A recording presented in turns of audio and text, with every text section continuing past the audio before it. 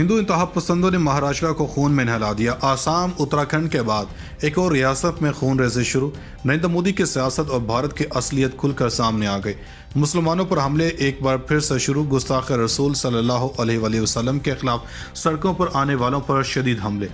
دکانیں، گھر، جان و مال کچھ بھی محفوظ نہ رہا۔ نریندر مودی کے ملوث ہونے کے ایسے ثبوت آ گئے کہ دیکھ کر عالمی ممالک کے پاس بھی الفاظ ختم ہو گئے۔ کشمیر میں مجاہدین کا بدلہ بھارتی ریاستوں میں لینے کا فیصلہ کر لیا گیا۔ نریندر مودی نے ہندو انتہا پسندوں کو خوش کرنے کے لیے خون کی ہولی شروع کر دی۔ مہاراشٹر میں حالات کشیدہ، کرفیو لاگو، انٹرنیٹ بند کر دیا گیا۔ مہاراشٹر میں مسلم قتل عام کا نیا گھنونا کھیل شروع کرنے کی تیاریاں سامنے آ گئیں۔ 13 ہندو انتہا پسند جماعتوں کو یہاں پر کیوں بلایا گیا اور حکومت کو کون سا اہم ترین عہدیدار یہ کام کر رہا ہے؟ نام سن کر آپ بھی حیران رہ جائیں گے۔ بھارت میں مسلمانوں کے لیے سانس لینا مشکل کر دیا گیا۔ جدید ترین ہتھیار ریاست میں بھیجے جانے لگے۔ آخر نریندر مودی بھارت میں کیا کرنے جا رہا ہے؟ ویڈیو میں آگے چل کر مہاراشٹر میں پیش آنے والے واقعے کے ساتھ ساتھ یہ بھی بتائیں گے کہ مہاراشٹر پولیس کو حکومت نے کیا احکامات جاری کیے ہیں۔ دوستو، جنوبی ممبئی میں واقع رضا اکیڈمی اور آل انڈیا سنی جمعیت علماء کے ذریعے 12 نومبر کو تریپورہ میں مسلمانوں پر حملے اور پیغمبر اسلام صلی اللہ علیہ وآلہ وسلم کی توہین کے خلاف کیے جانے والی مہاراشٹر بند ریلی کے دوران ایسا واقعہ پیش آیا جس نے پورے بھارت کو لرزا کر رکھ دیا۔ دوستو، ریلی کے دوران کیا کچھ ہونے والا ہے، اس کا اندازہ نہ تو اس ریلی کے منتظمین کو تھا، نہ ہی سنی جمعیت علماء کے صدر معین میاں کو۔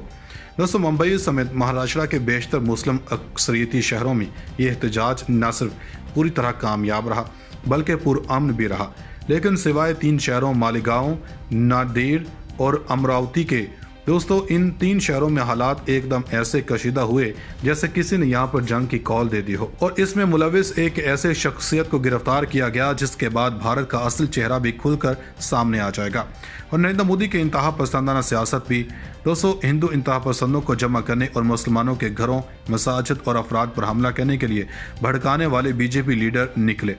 دوستو، خبر کی تفصیل میں جانے سے قبل ان کے کارنامے کے بارے میں ایک مختصر معلومات آپ کو بتاتے چلیں کہ اس نے کیسے مہاراشٹر کے خون ریزی میں کردار ادا کیا۔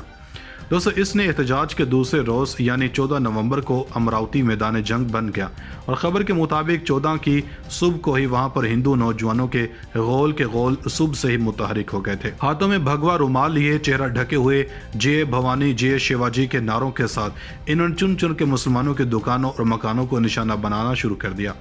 دوستو، بی جے پی کی جانب سے اس پر کوئی بیان جاری نہیں کیا گیا، اور تفصیلات کے مطابق امراوتی حملے سے قبل بی جے پی کے لیڈروں کے جس طرح کے بیانات سامنے آئے، انہیں دیکھ کر یہ معلوم ہوتا ہے کہ پوری کی پوری جماعت ہی اس حملے میں شامل تھی۔ دوستو، اس میں کوئی شک نہیں کہ امن و امان کی اس ابتری کا براہ راست فائدہ بی جے پی کو ہی حاصل ہونا تھا، اور یوں بھی اس طرح کی پرتشدد کارروائیوں کا بی جے پی کو اچھا خاصا تجربہ ہے، اور اس سے فائدہ اٹھانے میں بی جے پی کے لیڈران کا کوئی ثانی بھی نہیں ہے۔ دوستو، ادھر امراوتی میں بی جے پی کی شر انگیزی کا اندازہ جمعہ کی شب ہی ہو گیا تھا، جب سابق وزیر اعلیٰ دیویندر فڈنویس نے مسلمانوں کے احتجاج کے دوران ہوئے پرتشدد واقعات کے خلاف حکومت سے سخت کارروائی کا مطالبہ کیا۔ اپنے مطالبے میں فڈنویس نے خاص طور پر امراوتی کا تذکرہ کیا تھا، اور اس میں بھی مسلمانوں کے ذریعے ہندوؤں پر حملے کا پہلو خاص طور پر نمایاں تھا، جبکہ امراوتی میں پتھراؤ کی جو واردات ہوئی تھی وہ بہت معمولی تھی، اور پولیس نے فوری طور پر حالات پر قابو پا لیا تھا۔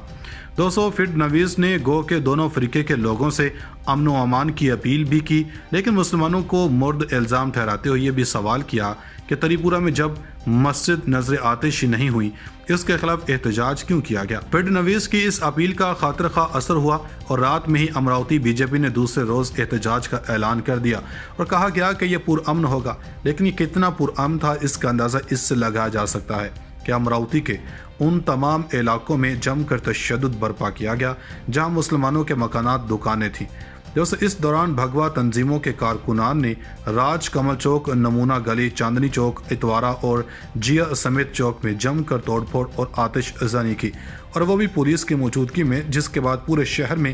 کرفیو نافذ کر دیا گیا اور انٹرنیٹ خدمات بھی معطل کر دی گئیں۔ دوستو، بھارت میں آئے دن مسلم دشمنی میں اضافہ ہونا انتہائی حیرت کی بات ہے۔ دوستو، گزشتہ کچھ ایام میں آسام، اتراکھنڈ کے بعد سے بھارت کی ایک اور ریاست میں مسلم انتہا پسندی عروج پر آتی جا رہی ہے، جس پر 22 عرب ممالک، 57 اسلامی ممالک اور دوسرے ممالک کی جانب سے بھی اس پر احتجاج ریکارڈ کروایا گیا۔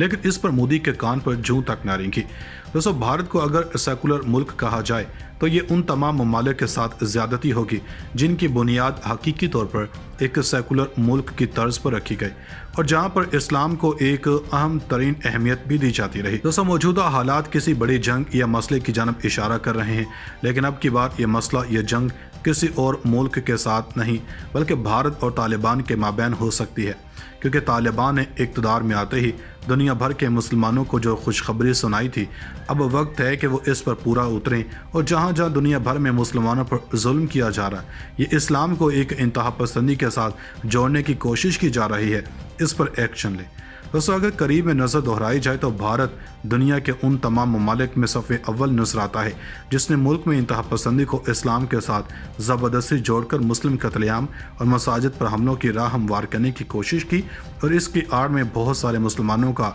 खून भी बहाया गया। दोस्तों, अब तालिबान क़यादत ने हालिया और माजी में होने वाली तमाम वाक़यात पर एक बार फिर से बयान जारी करते हुए नरेंद्र मोदी की नींदें हराम कर दी हैं। यह बयान क्या है और हाल ही में आसाम और उत्तराखंड के बाद त्रिपुरा में ऐसा कौन सा वाक़या पेश आया जिसने अंसाकानी के सब्र का पैमाना लबरेज कर दिया, इस पर अगली वीडियो में बात करेंगे। दोस्तों, भारत में आए दिन मुस्लिम दुश्मनी में इजाफा होना इंतहाई हैरत की बात है। दोस्तों, गुज़श्ता कुछ आयाम में आसाम उत्तराखंड के बाद से भारत की एक और रियासत में मुस्लिम इंतहा पसंदी उरूज पर आती जा रही है, जिस पर 22 अरब ममालिक, 57 इस्लामी ममालिक और दूसरे ममालिक की जनब से भी इस पर एहतजाज रिकॉर्ड करवाया गया, लेकिन इस पर मोदी के कान पर जूं तक न रेंगी। दोस्तों, भारत को अगर सेकुलर मुल्क कहा जाए तो ये उन तमाम ममालिक के साथ ज्यादती होगी जिनकी बुनियाद हकीकी तौर पर एक सेकुलर मुल्क की तर्ज पर रखी गई और जहां पर इस्लाम को एक अहम तरीन अहमियत भी दी जाती रही। दोस्तों, मौजूदा हालात किसी बड़ी जंग या मसले की जानब इशारा कर रहे हैं, लेकिन अब की बार ये मसला, ये जंग किसी और मुल्क के साथ नहीं बल्कि भारत और तालिबान के माबैन हो सकती है, क्योंकि तालिबान ने इक़्तिदार में आते ही दुनिया भर के मुसलमानों को जो खुशखबरी सुनाई थी, अब वक्त है कि वो इस पर पूरा उतरें और जहाँ जहाँ दुनिया भर में मुसलमानों पर जुल्म किया जा रहा है, ये इस्लाम को एक इंतहा पसंदी के साथ जोड़ने की कोशिश की जा रही है, इस पर एक्शन ले। दोस्तों, अगर करीब में नज़र दोहराई जाए तो भारत दुनिया के उन तमाम ममालिक में सफ़े अव्वल नज़र आता है जिसने मुल्क में इंतहा पसंदी को इस्लाम के साथ ज़बरदस्ती जोड़कर मुस्लिम कत्लेआम और मसाजिद पर हमलों की राह हमवार करने की कोशिश की और इसकी आड़ में बहुत सारे मुसलमानों का